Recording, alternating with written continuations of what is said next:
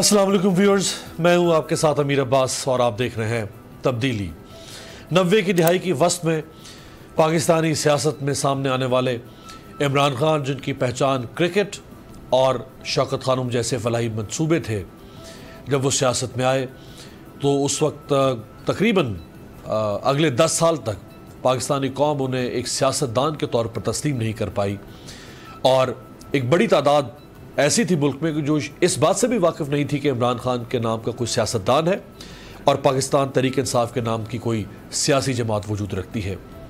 लेकिन फिर 30 अक्टूबर 2011 के बाद इमरान खान साहब की सियासत का एक उरूज शुरू हुआ, ना ख़त्म होने वाला। मगर अफसोस के उनका वो ना ख़त्म होने वाला उरूज जो 22 साल की उनके बकौल सियासी जद्दोजहद के बाद उन्हें मिला 2018 25 जुलाई को, और उस उरूज का औजे कमाल था 25 जुलाई, और वो उरूज और वो औजे कमाल सिर्फ 3.5 साल के अंदर एक अफसोसनाक जवाल में तब्दील हुआ। और गुज़श्ता निसफ शब तक इमरान खान साहब हर कोशिश के बावजूद, हर हरबे के बावजूद, हर दावपेच के बावजूद, हर चाल के बावजूद अपने इक़्तिदार को कामयाब और दायम व कायम नहीं रख सके, और बिलाखिर उन्हें कल निसफ शब अपने इक़्तिदार से इस सूरत में दस्तबरदार होना पड़ा कि उन्हें वोट ऑफ नो कॉन्फिडेंस के सामने अपने आप को पेश करना पड़ा, और वो तहरीक रात को कामयाब हुई।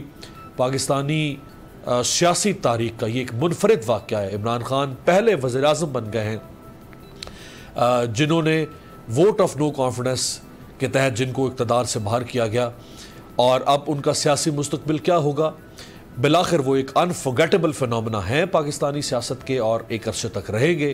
उन्होंने सियासत में कई नई जहतें भी मुतारिफ़ करवाईं।